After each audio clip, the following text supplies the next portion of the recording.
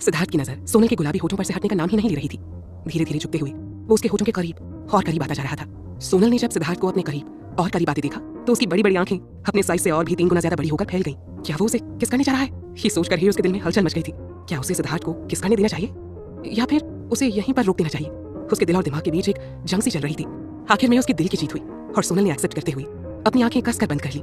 उसे अभी भी नोज ब्लीडिंग हो रही थी और सारा खून चेहरे पर बेतरतीब तरीके से फैल रहा था। सिद्धार्थ की हाइट सोनल से बहुत ज्यादा थी। उसकी तरफ झुकते हुए वो उसके एक एक एक्सप्रेशन और मूवमेंट को नोटिस कर रहा था। जब उन दोनों के होठों के बीच मुश्किल से 1 इंच का फासला रह गया तो सिद्धार्थ जैसे होश में आया। ये क्या करने जा रहा था वो, किस, और वो भी सोनल को। ऐसा ख्याल भी आखिर उसके दिमाग में कैसे आ सकता है। उसकी सांसों में से सिद्धार्थ को ब्लड की हल्की सी स्मेल आ रही थी। उसने तुरंत अपने दिल में उठते जज्बातों को काबू में किया और अपने चेहरे को हल्का सा पीछे करते हुए धीमी आवाज में पुकारा, सोनल। सोनल ने अब भी अपनी आंखें बंद कर रखी थी। सिद्धार्थ की आवाज सुनकर उसकी मुट्ठियां कस गई थी। उसने धीमे से जवाब दिया, सिद्धार्थ ने एकदम से उसके कान के पास आते हुए तेज आवाज में कहा। सोनल ने एकदम से हड़बड़ाते हुए अपनी आंखें खोल दी। तुमने अपनी आंखें क्यों बंद कर रखी थी? तुम्हें क्या लगा मैं तुम्हें किस करने वाला हूँ? सिद्धार्थ ने एक हल्की सी हंसी हंसते हुए उसे चिढ़ाया। सोनल अब तक उसका मजाक समझ नहीं पाई थी। वो अब भी एकदम कंफ्यूज होकर बस उसे ही देखे जा रही थी। इस वक्त वो इतनी मासूम लग रही थी कि उसके चेहरे की तरफ देखते हुए सिद्धार्थ एक बार फिर से सब कुछ भूलने लगा था। मगर जल्दी ही उसने खुद पर काबू कर लिया और तुरंत सोनल का हाथ छोड़ दिया। उससे 2 कदम दूर हटते ही वो तुरंत सोनल के पीछे की तरफ घूम गया। अपनी आंखें बंद कर उसने एक गहरी सांस ली और खुद को नॉर्मल करने की कोशिश करने लगा। मगर जैसे ही उसने अपनी आंखें बंद की, एक बार फिर से सोनल का चेहरा उसकी आंखों के सामने आ गया। डैम इट, क्यों ये लड़की उसे ऐसे दिख रही है? सोनल की मासूमियत से भरी नजरें उसे अपनी तरफ और भी ज्यादा खींचने लगी थी। इसलिए उसने तुरंत उसकी तरफ अपनी पीठ कर ली थी। सिद्धार्थ का ये रिएक्शन देखकर सोनल भी थोड़ा कंफ्यूज हो गई थी। सो उसने भी अपने कदम पीछे खींच लिए। उसने एक बार उसकी तरफ देखा और कुछ बोलने की कोशिश की, मगर उसी वक्त उसे अपने मुंह में से कुछ अजीब सा टेस्ट महसूस हुआ। उसने अपने होठों पर हाथ लगाया और उसकी हथेली पर खून फैल गया। इतना सारा खून देखकर उसने एकदम से घबराकर अपने मुंह पर हाथ रख लिया। उसे थोड़ी सी शर्मिंदगी भी हो रही थी कि इस वक्त वो कितनी स्टूपिड दिख रही होगी और शायद इसी वजह से सिद्धार्थ ने अपने कदम पीछे खींच लिए। सोनल हमेशा कोशिश करती थी कि कम से कम सिद्धार्थ के सामने वो कोई ऐसी हरकत ना करे जिससे बाद में उसे शर्मिंदा होना पड़े, मगर होता इसका उल्टा था। हर बार वो स्पेशली सिद्धार्थ के सामने ही कुछ ना कुछ ऐसा कर जाती थी जिसकी वजह से वो उससे बाद में नजरें तक नहीं मिला पाती थी। सिद्धार्थ ने एक बार मुड़कर उसकी तरफ देखा। उसे अब तक ब्लीडिंग होते देखकर वो गुस्से से भरकर चिल्लाया, इडियट, अब तक ऐसे क्यों खड़ी हो? अपना सिर ऊपर करो। सोनल ने तुरंत अपना सिर ऊंचा कर दिया, मगर फिर भी काफी सारा खून उसके फेस और हाथों पर लगा हुआ था।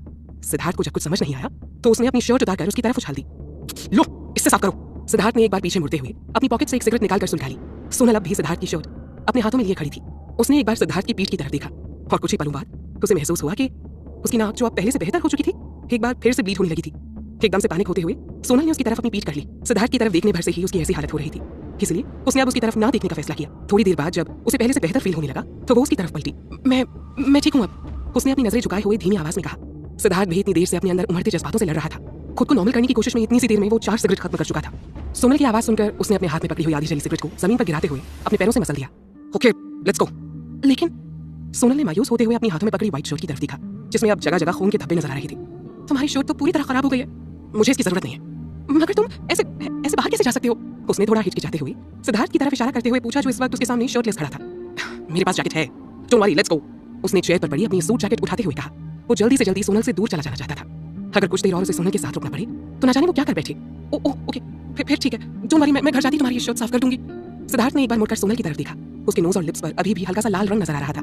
उसने एक गहरी सांस भरते हुए कहा, नो नीड, फेंक देना इसे। कहते हुए उसने सोनल की तरफ से अपनी नजरें फेर ली और झुककर तुरंत अपनी जैकेट उठा ली। उसे पहनने से पहले सिलवटें हटाने के लिए उसने एक बार उस जैकेट को झटका। उसकी इस कोशिश में उसकी पॉकेट से कुछ निकलकर जमीन पर आ गिरा था। सिद्धार्थ जाने के लिए मुड़ा ही था कि सोनल ने हड़बड़ी में उसे आवाज लगाई, सिद्धार्थ, तुम्हारी पॉकेट से कुछ गिरा है, रुको मैं उठा देती हूँ। कहते हुए वो झुकी ही थी कि सिद्धार्थ ने एकदम से बिजली सी फुर्ती से पलटते हुए आकर उस पेपर के छोटे से पीस को उठा लिया। उसके चेहरे पर इस वक्त घबराहट साफ साफ नजर आ रही थी। सोनल को अपने हाथ की तरफ देखता पाकर उसने तुरंत अपना हाथ पीछे की तरफ कर लिया। सिद्धार्थ की पॉकेट से कुछ और नहीं बल्कि सोनल की ही तस्वीर निकलकर नीचे आ गिरी थी, जो उसने मिस्टर अग्निहोत्री के ऑफिस से हटाई थी, या यूं कह लीजिए कि चुराई थी। तुम्हें हर चीज को हाथ लगाना जरूरी है, अपना काम नहीं कर सकती तुम? उसने अपनी घबराहट को छिपाने के लिए झूठ मूठ का गुस्सा दिखाते हुए कहा। मन ही मन वो भगवान को 1000 बार थैंक यू बोल रहा था। अगर उसने इस वक्त रहते तस्वीर को उठाया ना होता ना तो पक्का सोनल उसे देख लेती, फिर ना जाने उसके बारे में वो क्या क्या सोचने लग जाती। आज उसे अपनी जबरदस्त फुर्तीली और एथलेटिक बॉडी पर और भी ज्यादा प्राउड फील हो रहा था। सिद्धार्थ ने तुरंत सोनल की तरफ अपनी पीठ कर ली ताकि कहीं वो उसके चेहरे पर आई घबराहट को नोटिस न कर ले। अभी अभी जो हुआ था उसके बाद उसका दिल इतनी जोर से धड़क रहा था कि लिटरली उसे अपने सीने से आती धक धक की आवाजें जोर जोर से सुनाई पड़ रही थी। उसने अपने हाथ में पकड़ी हुई सोनल की तस्वीर को एक बार देखा और एकदम सेफली उसे अपनी जैकेट के इनर पॉकेट के हवाले कर दिया। अपनी आंखें बंद करते हुए उसने एक गहरी सांस ली और ड्राइंग बोर्ड की तरफ देखा। क्लिप के सहारे उसमें फंसी शीट को उसने एक बार देखा और उसे बोर्ड से अलग कर लिया। उसकी उंगलियों के बीच फंसी स्केच भले ही उसकी थी, मगर उसकी एक एक लाइन को उसने सोनल का हाथ पकड़कर साथ में खींचा था। मैं ये स्केच अपने साथ लेकर जाऊंगा, उसने थोड़ी लापरवाही से स्केच के ऊपर नजर डालते हुए कहा। क्या? अरे तुम्हें स्केच का क्या करना है? मुझे स्केच आज ही ड्राइंग टीचर के पास सबमिट करनी होगी। तो इसमें मैं क्या कर सकता हूँ? ये तुम्हारी प्रॉब्लम है, तुम जानो, सिद्धार्थ ने अपने कंधे उचकाते हुए कहा। देखो सिद्धार्थ, मुझे ये स्केच हर हाल में टीचर को देनी है, तुम इसे नहीं ले जा सकते हो, ओके? सोनल ने अब थोड़ा झल्लाते हुए कहा, ये मेरी ड्राइंग है, इसमें जो हैंडसम सा लड़का तुम्हें दिख रहा है ना, वो मैं हूँ। दैट मींस इस तस्वीर पर मेरा हक पहले बनता है, इसलिए मैं इसे अपने साथ ले जाकर रहूंगा। तुम्हें कोई प्रॉब्लम है? सिद्धार्थ ने अब उसे चैलेंज करते हुए ये बात कही थी, मगर सोनल को उसकी बात सुनकर अब गुस्सा आने लगा था। ऑफ कोर्स उसे प्रॉब्लम थी। पहले तो सिद्धार्थ बिना किसी बात के उसके क्लासरूम में घुसाया, फिर उसकी मर्जी के खिलाफ उसने जबरदस्ती उसे अपनी कंपनी में ब्रेक देने का फैसला किया और सबके सामने उसे क्लासरूम से उठाकर यहाँ अकेले में ले आया। और अब इतनी देर की मेहनत के बाद जो स्केच बना था वो उसे अपने साथ लेकर चला चाहता था। अगर उसने उसे दोबारा ड्रॉ करने के लिए फोर्स नहीं किया होता ना, तो आज उसे यहाँ सिद्धार्थ के सामने इतना शर्मिंदा भी नहीं होना पड़ता। सो बेसिकली ये सारी प्रॉब्लम्स सिर्फ और सिर्फ सिद्धार्थ की वजह से क्रिएट की गई थी। ऑफ कोर्स, सोनल ने अपने पैर पटकते हुए कहा, of course you don't have any problem, I knew that. और हाँ, एक बात और याद रखना, मेरी कोई भी स्केच यहाँ यूनिवर्सिटी में किसी के भी हाथों में देने की जरूरत नहीं है, समझी तुम? ये कहते हुए उसने अपने हाथ में पकड़ी हुई ड्राइंग को एक बार ऊपर उठाते हुए हवा में लहराया और अपने कदम दरवाजे की तरफ बढ़ाते हुए बोला, हम लोग इसी वक्त घर जा रहे हैं, मुझे बहुत भूख लगी है। सोनल मन ही मन उसे गालियां देती हुई चुपचाप उसके साथ बाहर निकल गई। घर पहुंचकर जैसे ही उन दोनों ने दरवाजा खोला, किसी ने एकदम से आगे बढ़कर उन दोनों को ही अपनी बाहों में ले लिया। अचानक ऐसा कुछ होने की उम्मीद उन दोनों में से ही किसी को नहीं थी, सो दोनों ही एकदम से घबराकर 2 कदम पीछे हट गए। आगे तुम दोनों, पता है मैं कब से तुम दोनों का यहाँ इंतजार कर रही थी और अब तो मुझे इतनी जोरों की भूख भी लग रही है। सेजल ने उन दोनों को देखकर एकदम से खुशी से चहकते हुए कहा। सोनल ने जब सेजल को अपने सामने खड़ा देखा तो आज दिन भर जो कुछ भी हुआ था वो सब उसके दिमाग से निकल गया था। उसने खुश होते हुए सेजल को गले से लगा लिया। मॉम, मॉम, आप यहाँ?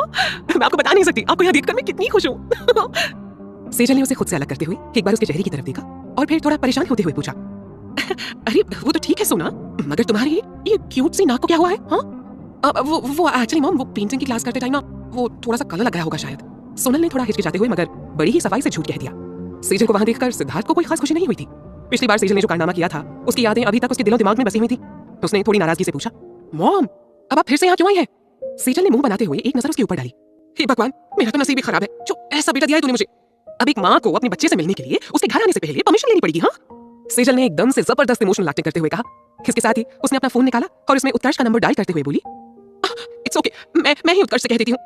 अब वो ही कहीं मुझे बाहर डिनर के लिए लेकर जाएंगे। उन्हें भी तो पता चले कि अपनी भूखी माँ को खाना खिलाने के बजाय उनका बेटा मुझसे पूछ रहा है कि मैं यहाँ क्या कर रही हूँ। सेजल की बात सुनकर सिद्धार्थ की हालत पहले ही खराब हो गई थी। आखिर आते ही उसकी माँ ने उसके ऊपर सीधा ब्रह्मास्त्र जो छोड़ दिया था, मगर सोनल ने तुरंत उन्हें कॉल करने से रोक दिया और एक प्यारी सी स्माइल उसे देते हुए बोली, सिद्धार्थ का वो मतलब नहीं था मॉम, वो तो बस आपको अचानक से यहाँ देखकर सरप्राइज हो गए हैं ना सिद्धार्थ? हाँ, सोनल ने सिद्धार्थ को एक कोनी मारते हुए उसे सेजल से अच्छे तरीके से पेश आने का इशारा किया, मगर सिद्धार्थ के ऊपर कोई फर्क नहीं पड़ा। उसने अपने शूज उतारे और स्लीपर्स पहनकर सीढ़ियां चढ़ते हुए ऊपर चला गया। देखा देखा ना तुमने, सुना, हमेशा ऐसे करता है ये मेरे साथ। हाँ। सेजल ने एकदम से शिकायती लहजे में सोनल से कहा। सोनल की समझ में ही नहीं आ रहा था कि सेजल को क्या जवाब दे, सो उसने मुस्कुराते हुए तुरंत बात बदल दी।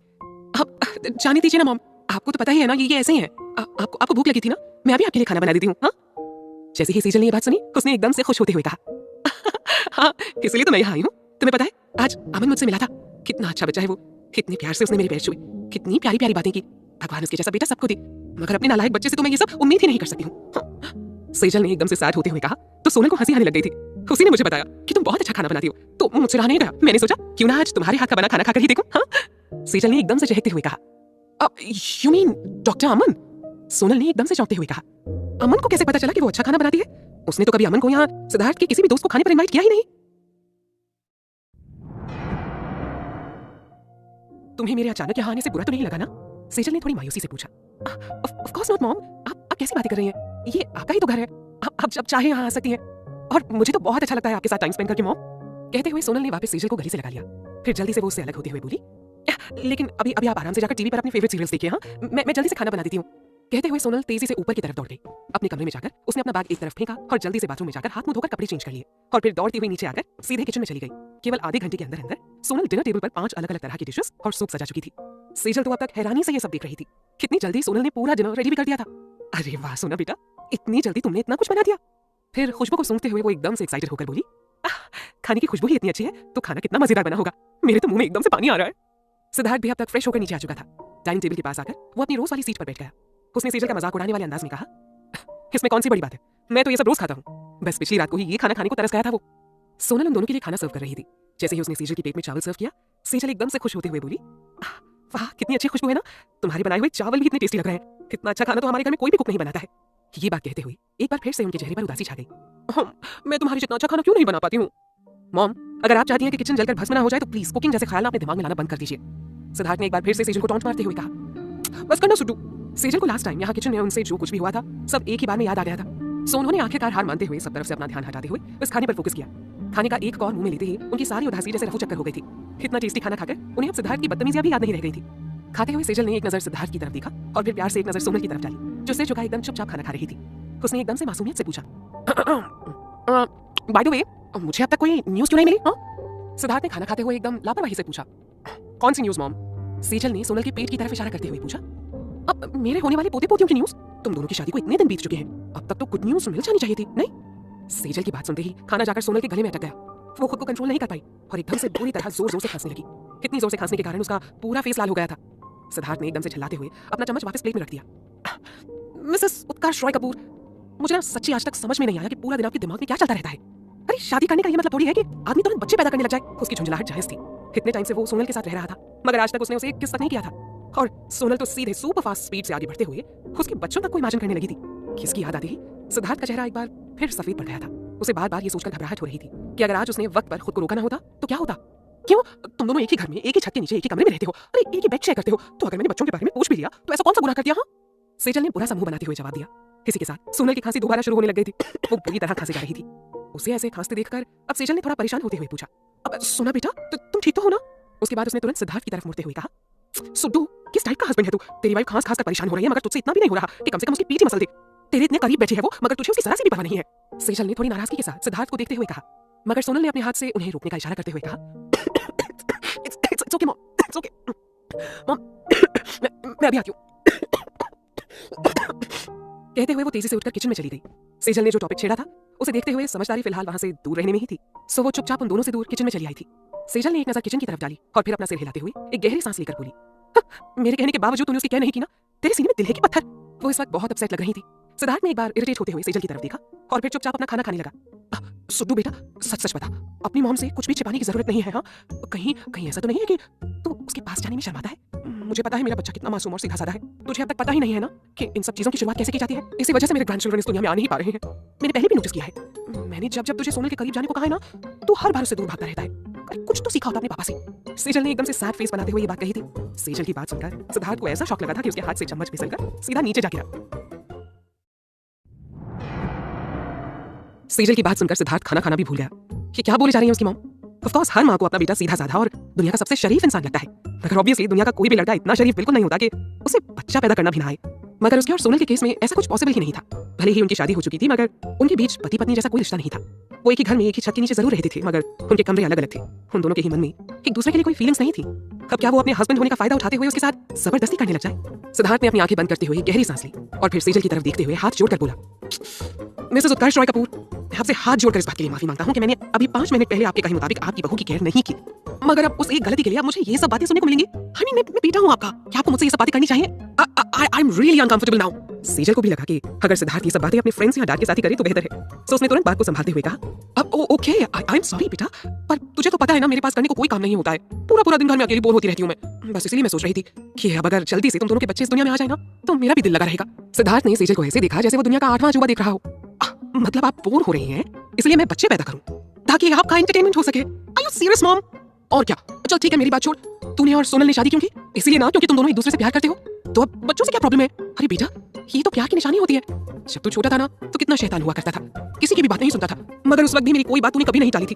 तो आज मेरी बात मानेगा ना मेरे बच्चों? बोल। सेजल ने एकदम से प्यार से सिद्धार्थ के गाल खींचते हुए कहा, मुझे वो दिन बहुत याद आते हैं जब तू एकदम छोटा सा गोल मटोल सा यहाँ वहाँ दौड़ता रहता था। सच बता, तुझे अच्छा नहीं लगेगा अगर मेरी गोद में तेरे जैसे छोटे छोटे चुन्नू मुन्नू खेले तो? हाँ बोल। बिल्कुल नहीं। सिद्धार्थ का पूरा पेशेंस अब खत्म हो चुका था। वो चिल्लाकर कहना चाहता था कि उसे अभी कोई चुन्नू मुन्नू नहीं चाहिए, ना ही वो और सोनल एक दूसरे से प्यार करते हैं। मगर सही समय पर उसने अपनी जुबान पर काबू पाते हुए अपने वर्ड्स को अपने मुंह में ही रोक लिया था। सेजल ने उसे एकदम से हैरान होकर देखा तो सिद्धार्थ ने थोड़ा शांत होते हुए सेजल को समझाने की कोशिश की।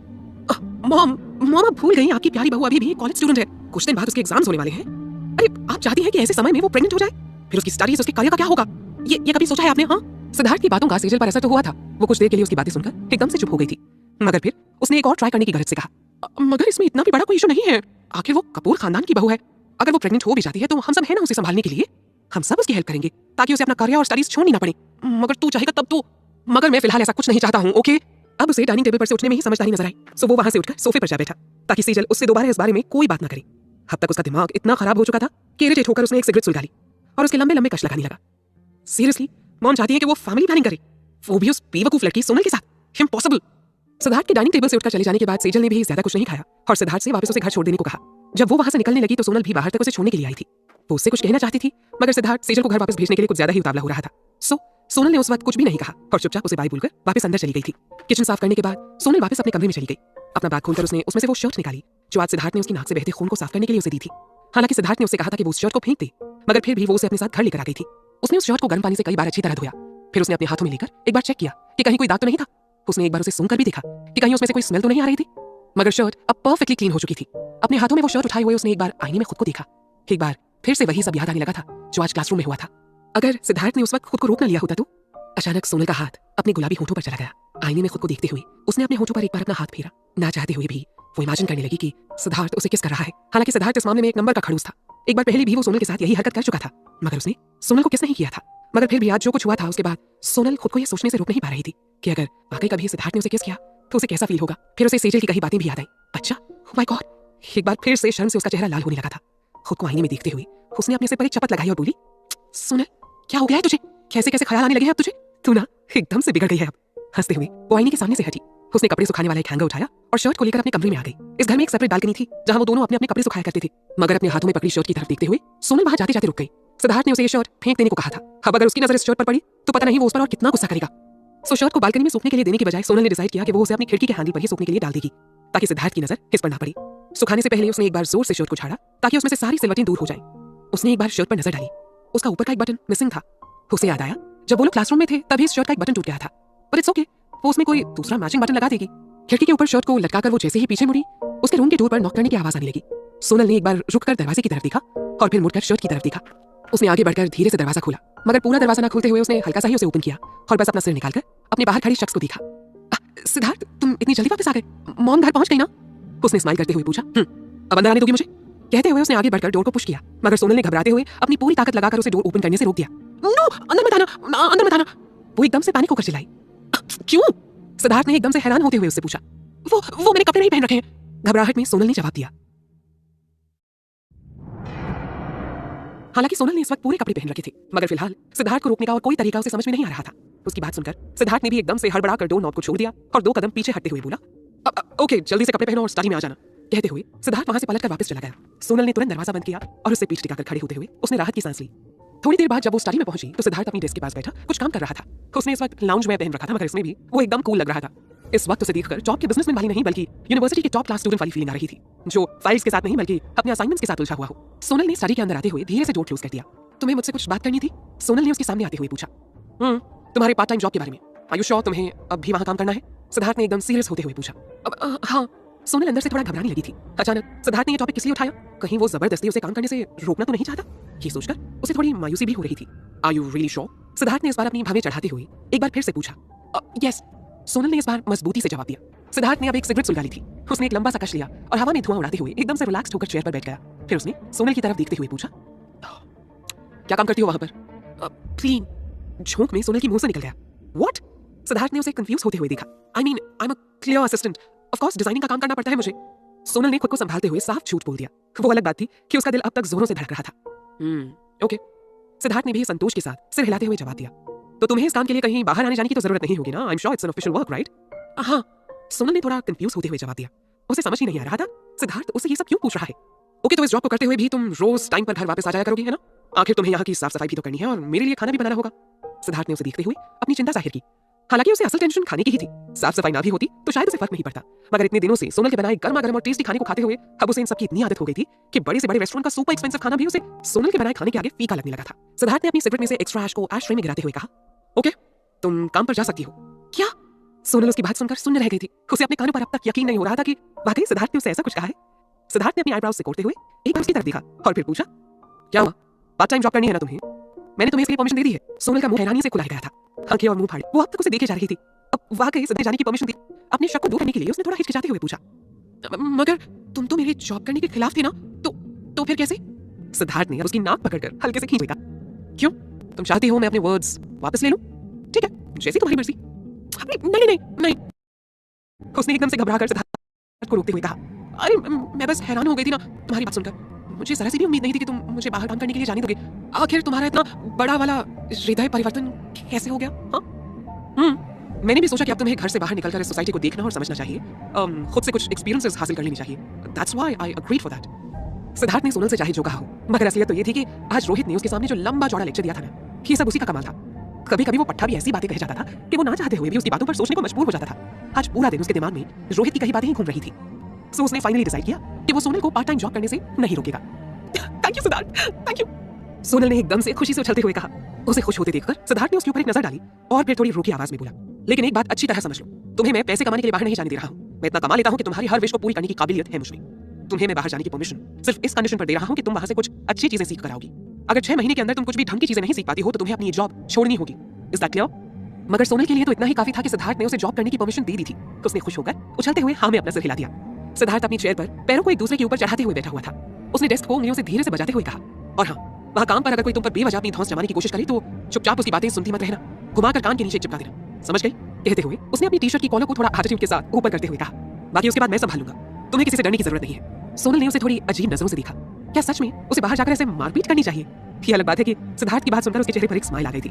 वो सोनल के लिए हमेशा से प्रोटेक्टिव रहा था और अभी भी वो बस वही कर रहा था।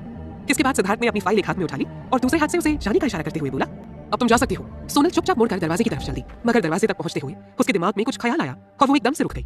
उसने पीछे मुड़ते हुए धीरे से पूछा, सिद्धार्थ क्या है? सिद्धार्थ ने फाइल में ही अपनी नजरें गड़ाए हुए उससे पूछा, क्या तुम मुझे वो स्केच दे सकते हो जो आज क्लासरूम में तुमने ले लिया था? सोनल ने बड़ी उम्मीद के साथ उसे देखते हुए रिक्वेस्ट की थी। अब सिद्धार्थ ने अपनी नजरें उसकी तरफ घुमाई और एक फेक स्माइल अपने चेहरे पर लाते हुए कहा, अब तुम्हारी डिमांड्स कुछ ज्यादा ही बढ़ती नहीं जा रही है? जितना मिल रहा है उसमें खुश रहना सीखो। ज्यादा की तमन्ना में कई बार हाथ में आई हुई चीज भी ना हाथ से निकल जाती है। मगर वो स्केच मेरे असाइनमेंट के लिए थी ना, सोनल ने एकदम से रुआंसा होते हुए कहा। गेट आउट, सिद्धार्थ ने लापरवाही से जवाब दिया और वापस अपनी नजरें फाइल के ऊपर गड़ा दी। सोनल ने उसकी नकल करते हुए बुरा सा मुंह बनाया और दरवाजे से बाहर आ गई। मन ही मन वो सिद्धार्थ को भर भर कर गालियां दे रही थी। उसके जाने की आवाज सुनकर सिद्धार्थ ने एक बार नजरें उठाकर उसे देखा। सोनल उससे कितना डरती है, ये सोचकर ही उसे हंसी आ रही थी। डेफिनेटली उसे उस स्केच की जरूरत थी, मगर फिर भी उसके अंदर इतनी हिम्मत भी नहीं थी कि वो सिद्धार्थ से वो स्केच वापस मांग सके। रुको, उसने फिर से सोनल को पुकारा। जाते जाते सोनल के कदम थम गए। उसे लगा शायद सिद्धार्थ का इरादा बदल गया है और अब वो उसे फाइनली वो स्केच दे देगा। वो तुरंत उसकी तरफ मुड़ी। मॉम ने जो कुछ भी कहा उसे ज्यादा सीरियसली मत लेना, ओके? हाँ, मॉम ने क्या कहा था? सोनल ने एकदम से कंफ्यूज होते हुए पूछा। वो तो कुछ और ही एक्सपेक्ट कर रही थी, मगर सिद्धार्थ उससे कुछ और ही बात कर रहा था। अरे वही सब, pregnancy and all, you know, don't think much about that, okay? Siddharth ने इस बार थोड़ी एम्बैरेसमेंट के साथ कहा। उसकी बात सुनकर सोनल को तुरंत डिनर टेबल पर जो कुछ सेजल ने कहा था वो सब याद आ गया। तुरंत उसके गालों पर भी लाली छा गई। उसने अपना सिर झुकाते हुए कहा, आई नो, मैं तो कब का भूल भी गई थी वो सब। ओके, सिद्धार्थ ने संतोष के साथ सिर हिलाते हुए कहा, अब तुम जा सकती हो। वैसे एक बात और कहनी थी। क्या? सोनल ने सवालिया नजरें उसकी तरफ डालते हुए पूछा। वो सिद्धार्थ ने अपना गला साफ करते हुए कहा, आगे से अपनी ड्रेस को लेकर थोड़ी केयरफुल रहना। ऑफ कोर्स वो तुम्हारा कमरा है और तुम वहां जैसे चाहो रह सकती हो, मगर फिर भी ऐसी हालत में कभी किसी के लिए डोर ओपन मत करना, समझी? सिद्धार्थ की बात सुनकर सोनल को जैसे काट मार गया था। वो तो एकदम से हिलना भी भूल गई थी। हालांकि उसने उस वक्त झूठ बोला था कि उसने कपड़े पहन रखे हैं, मगर ये बात सिद्धार्थ को थोड़ी पता थी। उसे तो यही लग रहा था कि वो सच बोल रही है और ये सोचकर ही सोनल का चेहरा शर्म से एकदम से लाल हो गया था। उसने तेजी से स्टडी रूम का डोर ओपन किया और दौड़ते हुए नीचे भाग गई।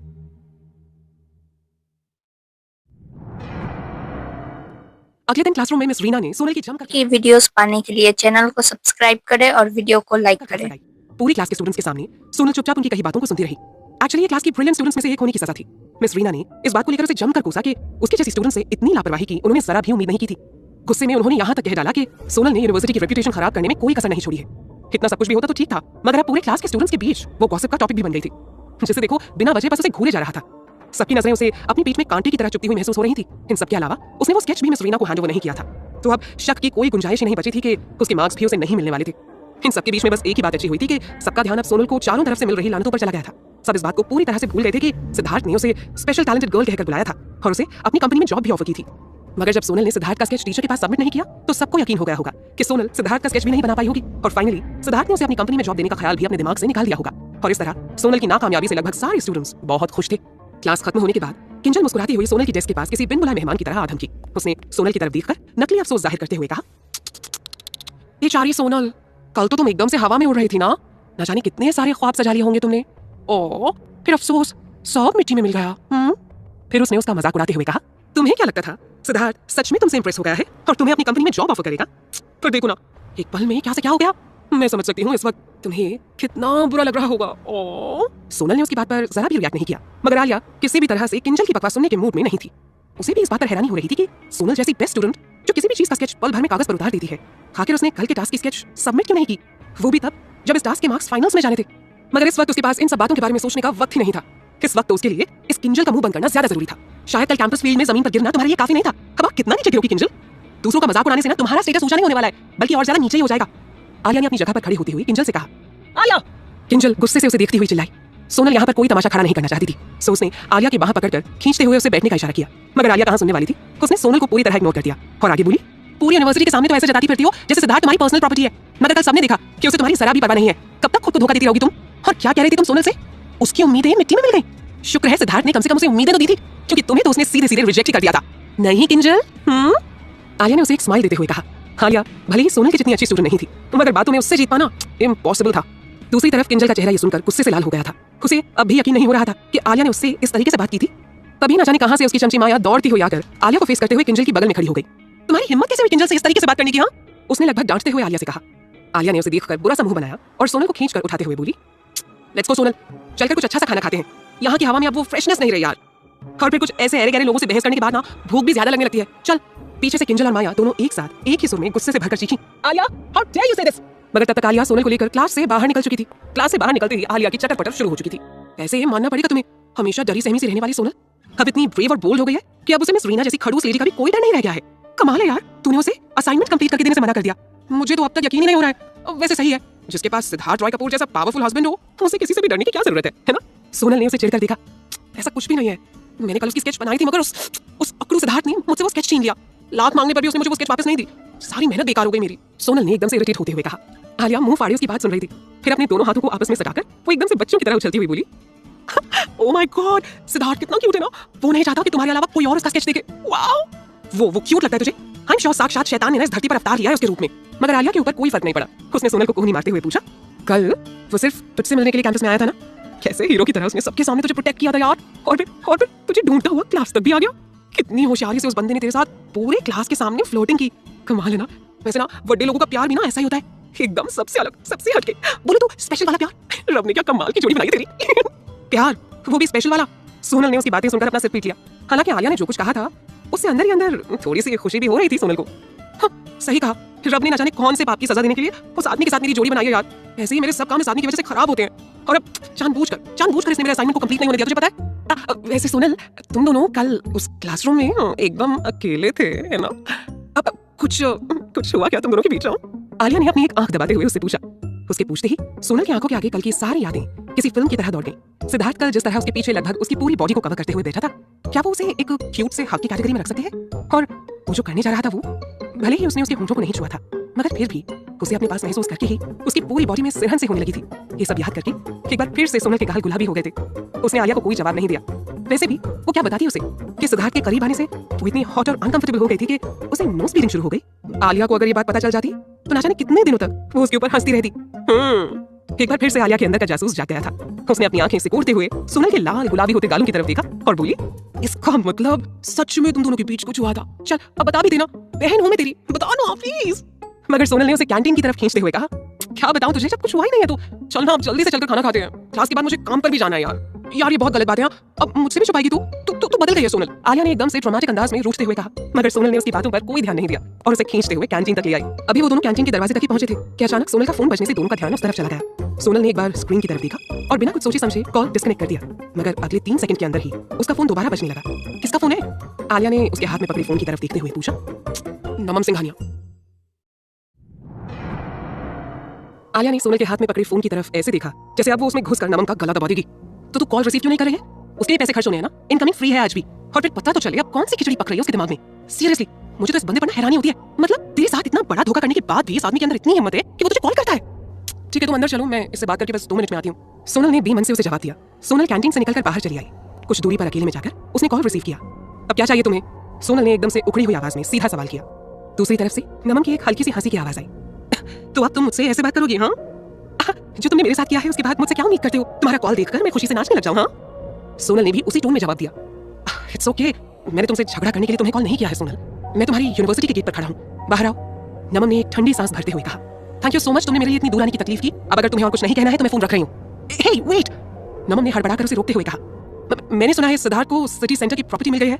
मुझे पायल ने बताया। ये बस इसलिए पॉसिबल हो पाया क्योंकि तुमने मिस्टर रॉय के साथ, तुम और तुम्हारे साथ रहने वाले लोगों के दिमाग में कोई अच्छी बात आई है। मैं वैसे भी उम्मीद नहीं करती हूँ नमन। आई रियली डोंट केयर कि तुम मेरे बारे में क्या सोचते हो, और अब बस बहुत हो गया, मुझे तुमसे और कोई बात नहीं करनी है।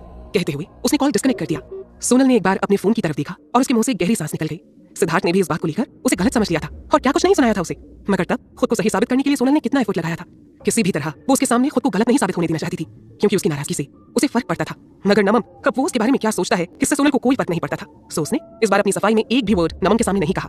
कॉल के डिस्कनेक्ट होने की आवाज सुनकर नमन ने अपनी आंखें कसकर भींच ली थी। उसकी मुट्ठियां एकदम से कस गई थी। ऐसा लग रहा था जैसे गुस्से में ही वो फोन को अपने हाथों से ही क्रश कर डालेगा। रोड की दूसरी तरफ कुछ दूरी पर एक और कार खड़ी थी, जिसमें से कोई ये सब नजारा देख रहा था। कुंदन लाल मेहता ने जब से पायल को नमन से बात करने को कहा था, तभी से वो उसे कॉल कर रही थी, मगर उसने एक बार भी उसका कॉल रिसीव नहीं किया था। उसे नमन पर बहुत गुस्सा आ रहा था, मगर फिर भी फिजूल के बहानों के सहारे वो अपने दिल को बहलाने की नाकाम कोशिशें कर रही थी, जैसे शायद नमन ने उसके कॉल्स देखे ही ना हो, शायद वो बहुत बिजी हो, या फिर ऐसा भी तो हो सकता था कि उसका फोन कहीं गुम हो गया हो। सो आखिरकार आज वो एकदम अच्छे से तैयार हुई। उसने नमन की पसंदीदा ड्रेस पहनी, खूब सलीके से मेकअप किया और सज सवर कर उसके ऑफिस पहुंच गई। नमन उसे अचानक वहां आया देखकर कितना खुश हो जाएगा ना, मगर जैसे ही वो उसके ऑफिस के गेट से बाहर पहुंची, उसके ठीक सामने ही नमन की कार ऑफिस के गेट से बाहर निकली और सड़कों पर दौड़ने लगी। पायल ने भी अपनी गाड़ी उसी तरफ घुमा दी। उससे एक सुरक्षित दूरी बनाते हुए पायल उसका लगातार पीछा कर रही थी और फाइनली उन दोनों की ही गाड़ी सेनेट यूनिवर्सिटी के गेट के बाहर खड़ी थी। जानने की कोई जरूरत ही नहीं थी कि नमन यहाँ क्या करने आया होगा। कहीं नमन सोनल के साथ मिलकर उसके साथ कोई खेल तो नहीं खेल रहा? आखिर उस चुड़ैल ने ऐसा भी क्या जादू कर रखा है नमन के ऊपर कि वो उसे अब भी छोड़ने को तैयार नहीं था। पायल का मन तो हो रहा था कि इसी वक्त नमन को कॉल करके उससे पूछ ले कि वो इस वक्त कहाँ है और क्या कर रहा है। वो भी सुनना चाहती थी कि नमन उससे कितना सच बोलता है। उसने फोन अनलॉक करते हुए उसका नंबर निकाल लिया था, मगर उसे डायल करने से पहले ही उसके दिमाग में एक ख्याल आया और उसने तुरंत अपना हाथ रोक लिया। नमन की जगह उसने किसी और का नंबर अपने फोन में से खोज निकाला और डायल कर दिया। कुछ देर तक बात करने के बाद पायल ने कॉल डिस्कनेक्ट कर दिया। उसने एक नजर नमन पर डाली, जो अब भी यूनिवर्सिटी एंट्रेंस के पास अपनी गाड़ी से पीठ टिकाकर खड़ा था। उसके चेहरे पर हताशा साफ साफ झलक रही थी। उसे ऐसी हालत में देखकर पायल के चेहरे पर एक जहरीली सी मुस्कान फैल गई थी।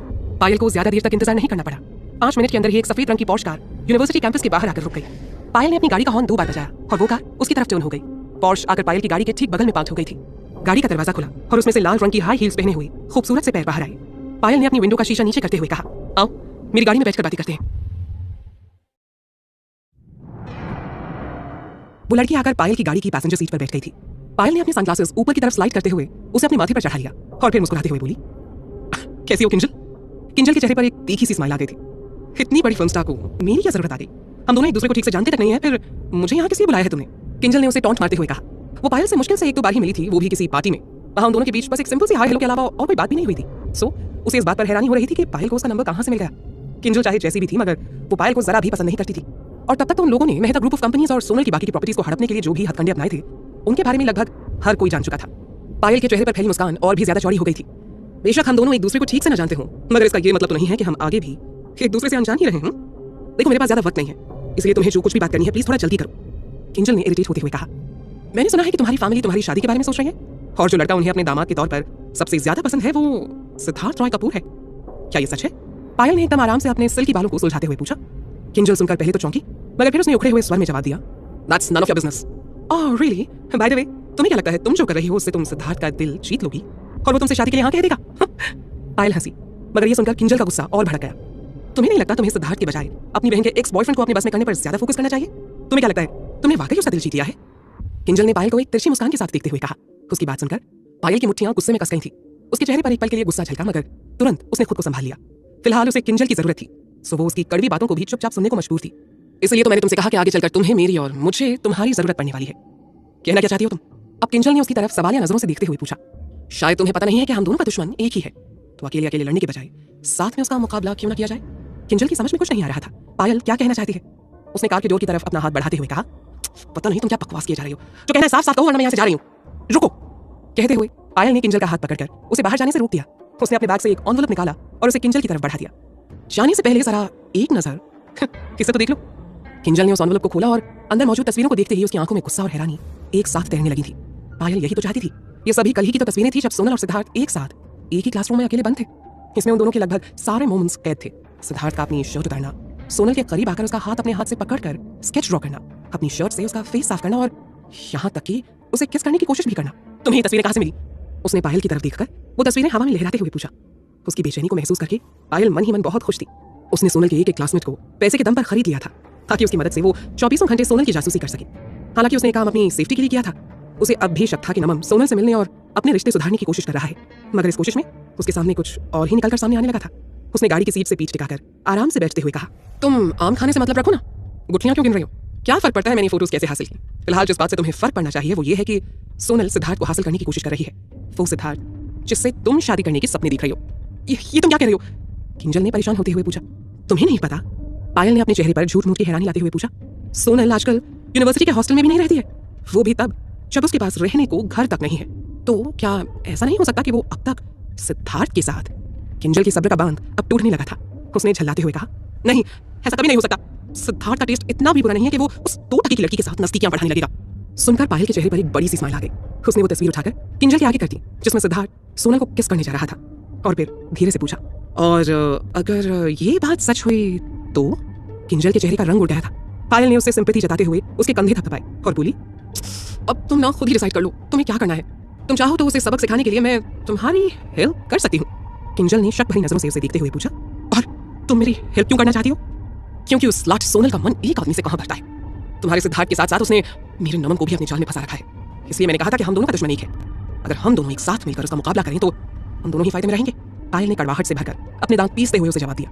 किंजल की आंखों के आगे कल की सारी बातें एक एक करके आने लगी। कैसे सोनल को बचाने के लिए सिद्धार्थ ने उसे लापरवाही से जमीन पर धक्का दे दिया। उसके बाद क्लास में आकर उसने बड़ी होशियारी से सबके सामने किंजल को रिजेक्ट कर दिया और सोनल को अपने साथ अकेले कमरे में लेकर चला गया। जैसे जैसे उसे ये सब याद आ रहा था, गुस्से से उसकी आंखें लाल होती जा रही थी। अपने हाथ में पड़ी उन दोनों की तस्वीर को उसने कब मसल कर रख दिया उसे पता भी नहीं चला। उसने पायल की तरफ पलटते हुए पूछा, बोलो क्या करना होगा मुझे?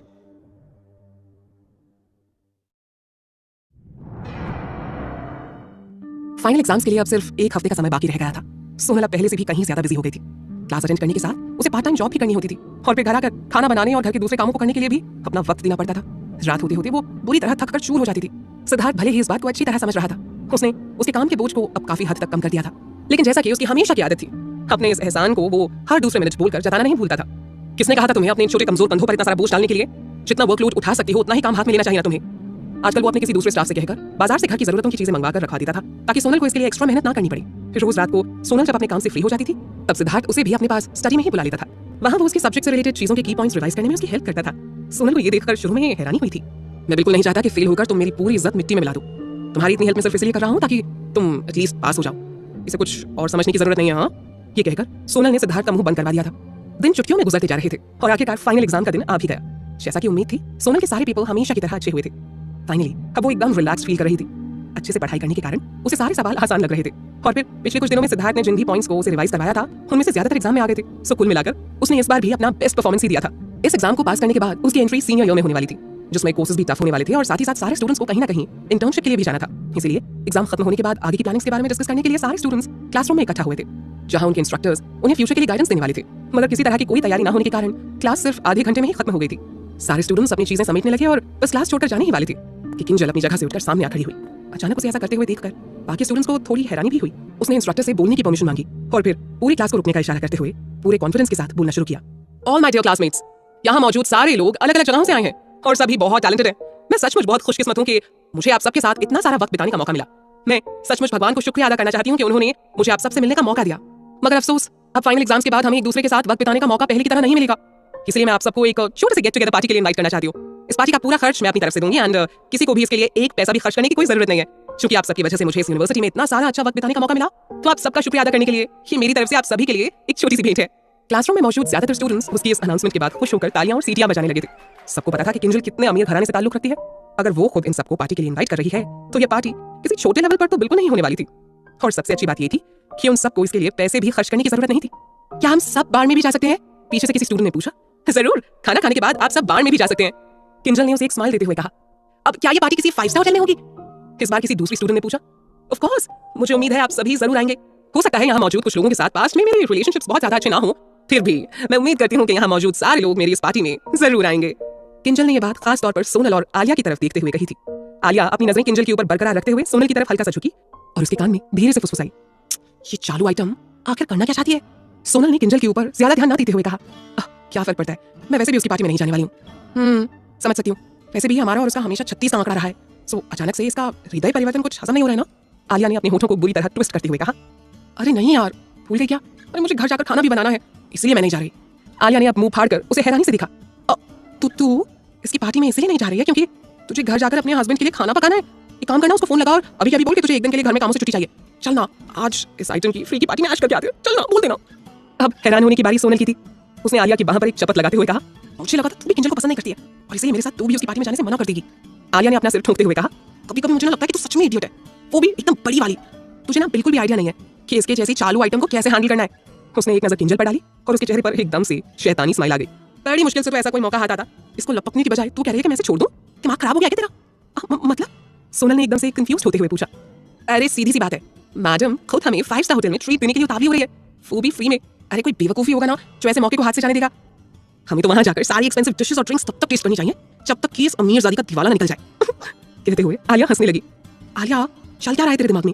सोनल ने उसके सिर पर एक चपत लगाते हुए पूछा। किसी ने भी अभी तक नोटिस नहीं किया था, क्लासरूम के डोर पर मिस रीना खड़ी होकर उनकी सारी बातें सुन रही थी।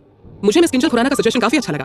आप सभी को उनके साथ ही पार्टी जरूर अटेंड करनी चाहिए और अपने इन यादगार लम्हों को जीना चाहिए। उन्होंने मुस्कुराते हुए क्लास के अंदर आते हुए कहा। उन्होंने एक बार पूरी क्लासरूम के ऊपर एक नजर डाली और फिर बोली, हालांकि ये डिसीजन मैं आप सबके ऊपर छोड़ती हूँ कि इस पार्टी में जो भी खर्च आएगा उसे आप सब शेयर करना चाहेंगे या फिर जैसा कि मिस किंजल ने सजेस्ट किया है कि सारा बिल उनको ही पे करने देंगे। बहरहाल मैं चाहूंगी कि आप इस पार्टी में जरूर जाएं। कम से कम अगर आप सब नेक्स्ट ईयर ग्रेजुएट होना चाहते हैं तो इस मौके को बिल्कुल मत छोड़िएगा। आखिरी लाइन मिस रीना ने मजाक में कही थी। उनकी बातें सुनने के बाद किंजल का कॉन्फिडेंस 2 गुना हो गया था। उसने मिस रीना की तरफ पलटते हुए कहा, थैंक यू मिस, मेरी आपसे रिक्वेस्ट है कि हमारे इंस्ट्रक्टर्स के साथ आप भी इस पार्टी का हिस्सा जरूर बनिए। आलिया ने सोनल को कोहनी मारते हुए कहा। सुन लिया ना, अब तो मिस रीना ने भी कह दिया है कि तू पार्टी में चल रही है, मतलब चल रही है। Let's murder all the tasty and expensive dishes today. ये कहने के साथ आलिया ने एक बार फिर अपने होठों पर जुबान फेरी और अपने पेट को सहलाते हुए बोली, यार लेकिन एक गड़बड़ हो गई है। आज ना लंच में मैंने कुछ ज्यादा ही खा लिया था और अब फिर तुरंत ही मुझे फिर से खाना पड़ेगा। खैर कोई बात नहीं, कल थोड़ा ज्यादा एक्सरसाइज कर लूंगी और क्या। सोनल आलिया को ऐसे देख रही थी जैसे उसके सामने हंसता बोलता दुनिया का 8वां अजूबा खड़ा हो। एक गहरी सांस लेकर अपना सिर हिलाते हुए वो धीरे से बड़बड़ाई, कुछ नहीं हो सकता इस लड़की का। सिद्धार्थ ने इन्वेस्टमेंट कॉन्ट्रैक्ट के पेपर साइन किए और मिस्टर अग्निहोत्री की तरफ बढ़ गया। मिस्टर अग्निहोत्री ने एक नजर उन पेपर्स पर डाली। खुशी के मारे उनकी बत्ती सी बाहर आकर इतनी जोर से चमकने लगी थी कि शायद अब उस रूम में किसी दूसरे लाइटिंग सोर्स की जरूरत भी नहीं थी। मिस्टर कपूर, सेनेट यूनिवर्सिटी के सारे स्टाफ्स और स्टूडेंट्स की तरफ से मैं आपका बहुत बहुत शुक्रिया अदा करना चाहता हूँ। आपको नहीं पता लेकिन आपने इस पूरी यूनिवर्सिटी के स्टूडेंट्स के ऊपर बहुत बड़ा एहसान किया है सर। मिस्टर अग्निहोत्री ने एकदम से खुश होते हुए कहा। जब से सोनल ने वो स्केच वाला कांड किया था ना, तब से ही मिस्टर अग्निहोत्री को अपना बीपी कभी हाई तो कभी लो होता हुआ महसूस हो रहा था। मिस रीना ने जब उनको बताया कि सोनल ने उनको सिद्धार्थ का स्केच हैंडओवर किया ही नहीं है, तो वो एकदम से टेंशन में आ गए थे। एक ही पल में उनको अपनी लाइब्रेरी का सपना चकनाचूर होता हुआ नजर आने लगा था। मगर फिर जैसे किसी चमत्कार की तरह मिस्टर अग्निहोत्री को रोहित का कॉल आया। उसने जब उन्हें कपूर इंडस्ट्रीज के ऑफिस में आकर इन्वेस्टमेंट कॉन्ट्रैक्ट साइन कर लेने को कहा तो उन्हें यकीन ही नहीं हो रहा था। मगर जब फाइनली सिद्धार्थ ने पेपर साइन करके उनके हाथ में थमा दिए तो खुशी के मारे उनके पैर जमीन पर नहीं पड़ रहे थे। आपकी यूनिवर्सिटी में साल के ग्रेजुएशन स्टूडेंट्स के फाइनल एग्जाम्स हो गए हैं, एम आई राइट मिस्टर अग्निहोत्री? अचानक सिद्धार्थ ने पूछ लिया। जी। मिस्टर अग्निहोत्री ने चौंक कर सिद्धार्थ की तरफ देखा और फिर तुरंत संभलते हुए हाँ में अपना सिर हिला दिया। जी जी मिस्टर कपूर, इनफैक्ट आज ही उनके एग्जाम्स खत्म हुए हैं। सिद्धार्थ ने चेयर से अपनी पीठ टिकाते हुए अपना सिर हिलाया और डेस्क पर अपनी उंगलियों से कुछ देर टैप करते हुए कुछ देर सोचता रहा। फिर उसने चेकबुक निकालकर उसमें अमाउंट भरा और अपने सिग्नेचर करने के बाद एक चेक फाड़कर उसे मिस्टर अग्निहोत्री की तरफ बढ़ा दिया। ये अमाउंट आपकी लाइब्रेरी के कंस्ट्रक्शन के लिए है। आपके पास जब भी वक्त हो बैंक जाकर इसे आप कैश करवा सकते हैं। मिस्टर अग्निहोत्री ने एक बार चेक में लिखे अमाउंट पर नजर डाली और फिर बुरी तरह चौंकते हुए उन्होंने सिद्धार्थ पर नजर डाली। मिस्टर कपूर, 50 करोड़? कहीं आपने गलती से तो नहीं? 25 करोड़ तो केवल लाइब्रेरी के लिए थे, मगर आप शायद भूल गए हैं आपको अब फील्ड के चारों तरफ फेंसिंग भी करवानी है। बाकी का अमाउंट उसके लिए है। सिद्धार्थ ने मिस्टर अग्निहोत्री को एक स्माइल देते हुए कहा। मिस्टर अग्निहोत्री को लगा था सिद्धार्थ इस बारे में भूल ही चुका होगा, मगर सिद्धार्थ को न केवल सब कुछ याद था बल्कि उसने इतनी दरिया दिली दिखाते हुए उनको इतने सारे पैसे भी एक ही बार में दे दिए थे। मिस्टर अग्निहोत्री का दिल तो ये देखकर एकदम से गार्डन गार्डन हो गया था, मगर फिर भी एक बात थी जो उनके दिल में अभी तक खटक रही थी और आखिर में उन्होंने हिचकिचाते हुए सिद्धार्थ से पूछ लिया, मिस्टर कपूर, मुझे तो लगा था आप उस दिन वाली बात से नाराज होंगे, मगर आपने फिर भी हमारी इतनी हेल्प की। कौन सी बात? सिद्धार्थ ने कंफ्यूज होते हुए पूछा। वो मुझे ड्राइंग टीचर ने बताया कि मिस सोनल मेहता ने उन्हें आपका स्केच नहीं दिया था, तो मुझे लगा उन्होंने आपका स्केच शायद बनाया नहीं होगा और आप इस बात को लेकर नाराज होंगे। मिस्टर अग्निहोत्री ने थोड़ा नर्वस टोन में कहा, ऐसा तो कुछ भी नहीं हुआ था, मगर आप ये क्यों पूछ रहे हैं? क्या उस लड़की को इस बात के लिए कॉलेज की तरफ से पनिशमेंट मिली है? सिद्धार्थ ने सवालिया नजरों से मिस्टर अग्निहोत्री की तरफ देखते हुए पूछा। No no no no, not at all mister Kapoor. In fact मैंने तो पहले ही कहा था मिस सोनल मेहता हमारी यूनिवर्सिटी की सबसे टैलेंटेड स्टूडेंट्स में से एक है। मिस्टर अग्निहोत्री ने सिद्धार्थ को भरोसा दिलाते हुए कहा। सिद्धार्थ जवाब में बस हल्का सा मुस्कुरा दिया। एक बार फिर से अपने चेयर पर झूलते हुए उसने एक डेस्क को हल्के हाथों से टैप करना शुरू कर दिया। उसे समझ ही नहीं आ रहा था कि कैसे अपनी बात मिस्टर अग्निहोत्री से कहे। आखिरकार उसने अपना गला साफ करते हुए कहा, मिस्टर अग्निहोत्री, मैं आपसे एक रिक्वेस्ट करना चाहता था, पता नहीं आपको ये पसंद आई या नहीं। ये कैसी बातें कर रहे हैं आप मिस्टर कपूर? आपने हमारे लिए इतना कुछ किया है, हाँ आप कहकर तो देखिए, मुझसे जो हो सकेगा मैं सब कुछ करने के लिए तैयार हूँ। मिस्टर अग्निहोत्री ने एकदम पोलाइटली कहा। उनकी बात सुनकर सिद्धार्थ थोड़ा रिलैक्स हो गया। मिस्टर अग्निहोत्री, फिलहाल मैंने आपकी लाइब्रेरी के प्रोजेक्ट में इन्वेस्ट किया है, मगर मैं आगे भी आपके साथ काम करने में इंटरेस्टेड हूँ। सो अगर आपके कॉलेज को कभी फ्यूचर में डिजाइनिंग के फील्ड में स्पेशली क्लोथिंग के लिए अगर किसी को कॉन्ट्रैक्ट देने की जरूरत पड़ी तो क्या आप सबसे पहले मुझे इस बारे में बताएंगे? मिस्टर अग्निहोत्री ने तुरंत जवाब दिया, ऑफ कोर्स मैं सबसे पहले आपसे ही कॉन्टैक्ट करूंगा मिस्टर कपूर, इसमें कहने की क्या बात है। मगर फिर उन्होंने थोड़ी हैरानी के साथ सिद्धार्थ की तरफ देखते हुए पूछा, मिस्टर कपूर, क्या आप सचमुच फैशन इंडस्ट्रीज के फील्ड में आने की प्लानिंग कर रहे हैं? मगर हमने हमारी यूनिवर्सिटी के स्टूडेंट्स के लिए आज तक कभी कोई यूनिफॉर्म भी नहीं रखा है। हाँ, हम उन्हें अपनी यूनिवर्सिटी के लोगो वाली टी शर्ट जरूर देते हैं, मगर वो भी पूरी तरह उनकी मर्जी पर है कि वो उसे पहनना चाहते हैं या नहीं। सो उन कपड़ों से हमें कोई खास प्रॉफिट नहीं होता है। Oh, you don't have to worry about that sir, Siddharth ने मुस्कुराते हुए कहा। बस जब कभी भी किसी भी डिजाइनिंग प्रोजेक्ट की बात चले, आप प्लीज मुझे सबसे पहले इन्फॉर्म कीजिएगा। उस प्रोजेक्ट के लिए भी सारे पैसे आपको कपूर इंडस्ट्रीज की तरफ से मिल जाएंगे। बस मेरी एक ही कंडीशन है कि उस प्रोजेक्ट को मेरा स्टाफ हैंडल करे, अगर आपको इससे कोई प्रॉब्लम ना हो तो। मिस्टर अग्निहोत्री सिद्धार्थ की बात सुनकर खुश और सरप्राइज्ड दोनों हो गए थे। उन्हें उम्मीद नहीं थी कि सिद्धार्थ की डिमांड भी उनके लिए फायदे का ही सौदा साबित होंगी। जब सारा खर्च भी खुद सिद्धार्थ उठाने को तैयार था और साथ में प्रोजेक्ट को हैंडल भी उसी का स्टाफ करने वाला था, तो आखिर मिस्टर अग्निहोत्री को इस बात से क्या प्रॉब्लम होती? मुझे इससे क्या प्रॉब्लम हो सकती है सर? डोंट वरी, अगर ऐसा कुछ भी होता है तो मैं सबसे पहले आपको ही कॉन्टैक्ट करूंगा। हाँ, वेरी गुड, सिद्धार्थ ने संतोष के साथ सिर हिलाते हुए कहा। ठीक उसी समय ऑफिस चेंबर का दरवाजा खुला और रोहित ने अंदर कदम रखा। सर, यूएस वाले क्लाइंट्स के साथ वीडियो कॉन्फ्रेंस बस शुरू ही होने वाली है, अगर आप फ्री हैं तो। सिद्धार्थ ने नजर उठाकर रोहित की तरफ देखा और सहमति में अपना सिर हिला दिया। फिर मिस्टर अग्निहोत्री की तरफ मुड़ते हुए उसने कहा, मिस्टर अग्निहोत्री, मुझे एक इंपॉर्टेंट मीटिंग के लिए जाना होगा। मैंने पेपर साइन कर दिए हैं और आपको चेक भी दे दिया है। आपको और भी कुछ कहना है इस बारे में? अब सीधे सीधे तो वो उनसे जाने को कह नहीं सकता था, सो इनडायरेक्टली वो उनसे जाने की गुजारिश कर रहा था। No, thank you mister Kapoor, I will take leave now, thank you कहते हुए मिस्टर अग्निहोत्री ऑफिस चेंबर से बाहर निकल गए। उनके जाते ही रोहित ने चेंबर का डोर लॉक कर दिया और एकदम से एक्साइटेड होते हुए सिद्धार्थ के पास आ गया। सर, आप सच में सेनेट यूनिवर्सिटी की लाइब्रेरी में इन्वेस्ट कर रहे हैं? सिद्धार्थ ने एक सिगरेट सुलगाते हुए उसके ऊपर एक तिरछी नजर डाली और बेरुखी से जवाब दिया, तुम्हें कोई प्रॉब्लम है? मुझे क्या प्रॉब्लम होगी इस बात से सर? रोहित ने एक जबरदस्ती की हंसी हंसते हुए कहा, मैं तो बस सोच रहा था कि। सिद्धार्थ ने उसकी तरफ देखकर अपनी आंखें सिकोड़ी। तुम सोचते भी हो? Very good.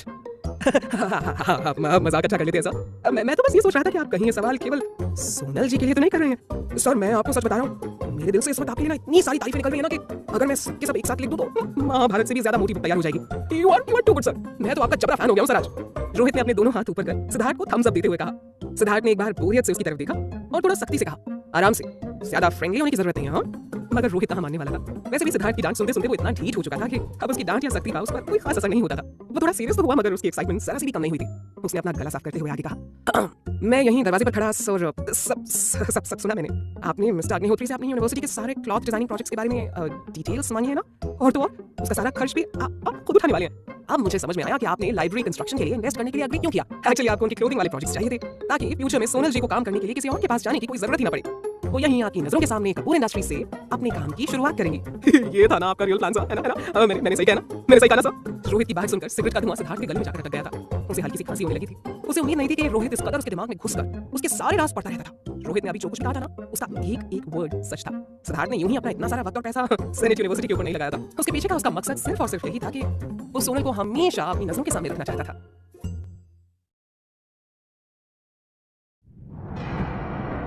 रोहित की बात सुनकर सिद्धार्थ वीडियोस पाने के लिए चैनल्स को सब्सक्राइब करें और इस वीडियो को जल्द से जल्द 1000 लाइक पहुंचाएं और फेवरेट स्टोरी का नाम कमेंट में बताएं।